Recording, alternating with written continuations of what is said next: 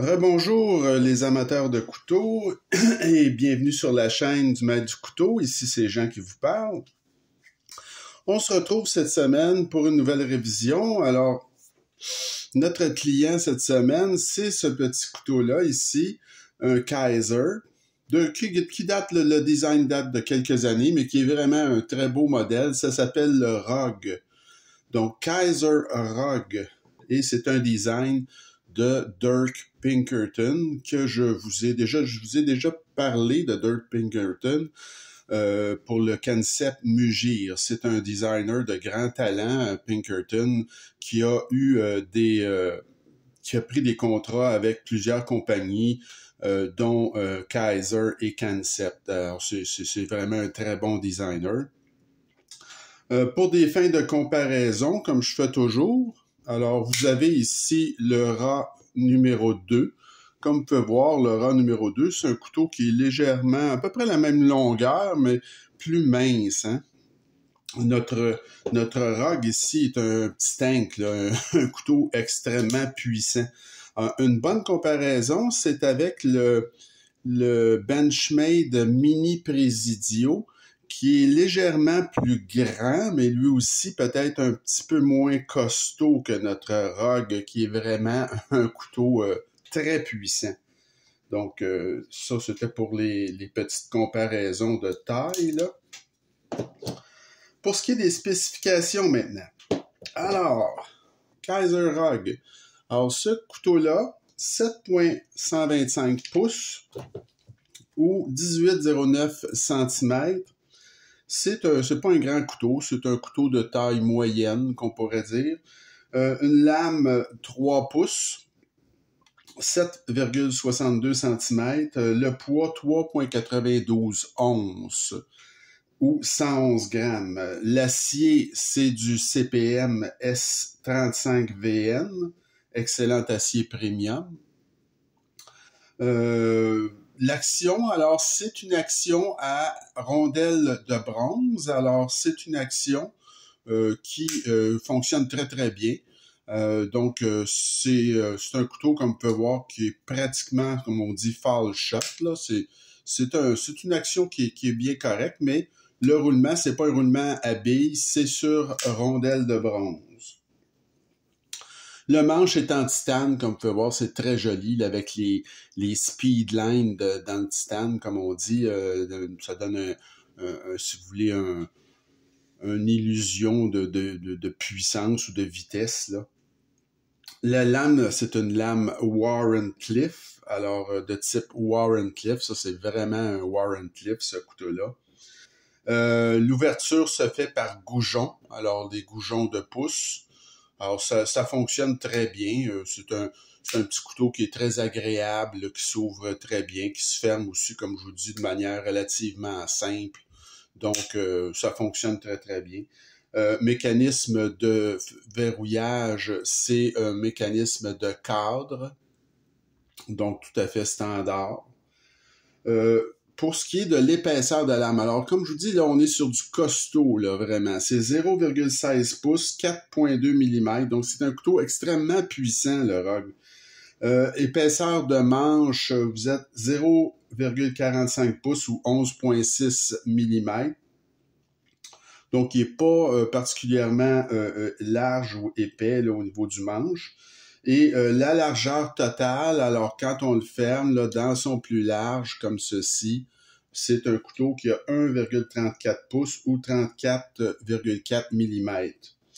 Le clip, c'est un clip en titane et tip-up et non réversible. Alors, on va voir qu'est-ce que ça donne en poche. C'est quand même très bien, là. C'est pas tout à fait, là, un clip profond, mais moi, ça me dérange pas quand il y a juste un petit bout comme ça qui dépasse. Il y en a même qui aiment mieux ça. C'est plus facile à attraper pour le sortir. C'est un clip qui fonctionne très, très bien, ce clip-là, en passant. Là.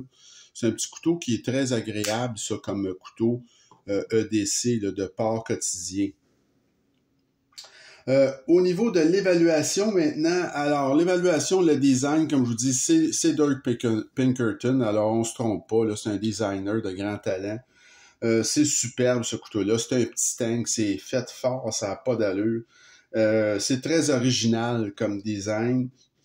Comme je disais tout à l'heure, il y a des lignes dans le titane là, qui donnent un aspect de dynamisme. C'est le mot que je cherchais tout à l'heure. Donc, c'est un aspect de dynamisme plus grand. C'est très, très, très joli.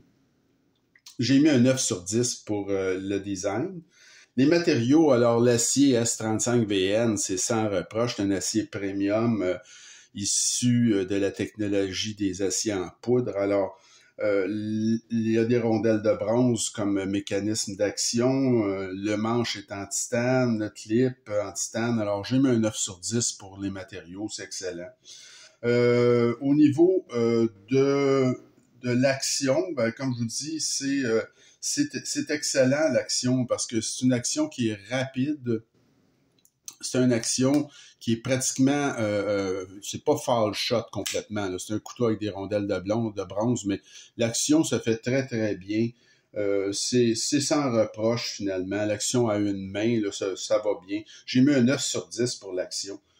Le poids, ben là, c'est un petit peu lourd, là, mais comme c'est un couteau qui est fait très, très fort, c'est un couteau qui est fait pour les gros travaux, ça. Donc, faut y pardonner un petit peu son poids, là. C'est un couteau qui n'a pas de squelettisation, par contre. Donc, il n'y a pas eu de squelettisation, mais quand même, là, c'est pas dramatique. C'est sous la barre des 4 onces. Donc, j'ai mis un 8 sur 10 là, pour le poids. C'est quand même correct. L'ergonomie, ben, elle est super. C'est c'est du Dirk Pinkerton, là. Écoutez, l'ergonomie, elle est très bonne. Il n'y a à peu près pas de hotspot pour la clip. On peut, même si c'est pas un grand couteau, je peux avoir une prise à 4 doigts très solide, là. Il y a de la dentelure aussi. Écoutez, l'accès à la barre de déverrouillage aussi, c'est très bien fait. C'est facile. Vous savez pas, là, vous ferez pas mal. Ils ont prévu, là. C'est vraiment très, très bien fait. Donc, moi, pour l'ergonomie, j'ai mis un 8.5 à ce couteau-là. Et des couteaux de cette taille-là, c'est plus difficile souvent pour l'ergonomie, mais dans ce cas-ci, c'est très réussi.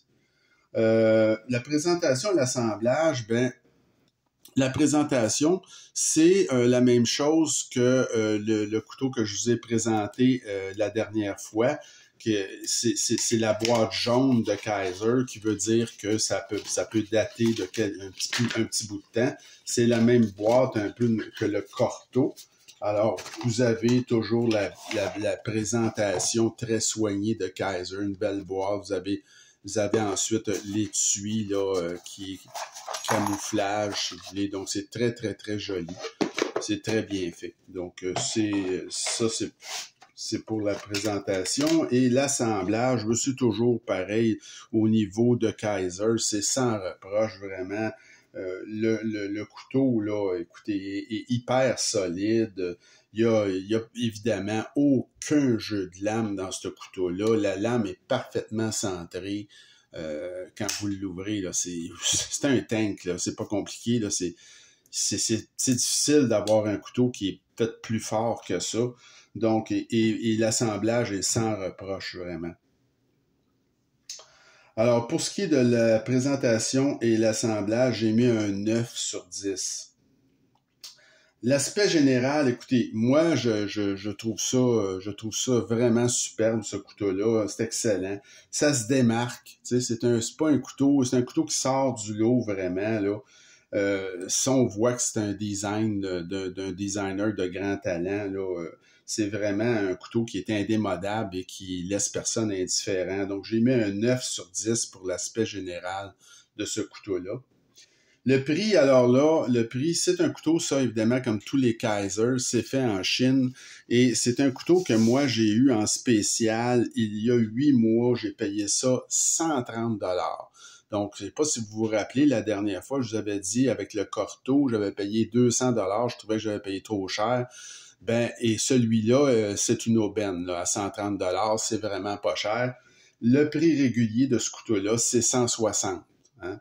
Et même à 160, là, c'est pas si pire que ça. Là. C'est un prix qui est assez raisonnable. Mais à 130, c'est vraiment toute une aubaine. Alors, là j'ai mis un 9.5 évidemment parce que j'évalue toujours en fonction du prix que moi j'ai payé. La valeur, ben écoutez, c'est super. C'est toujours en vente ce couteau-là. Ça n'est pas discontinué, ça se vend toujours. Et ça constitue un bon achat, comme je vous dis, même si vous payez 160, là, vous ne vous faites pas avoir. Là. Mais c'est un couteau qui a une très, très belle valeur. Donc, j'ai mis un 8.5 sur 10. Ça nous donne une note globale de 8,8. Écoutez, c'est un excellent achat et puis on se rapproche même de l'exceptionnel.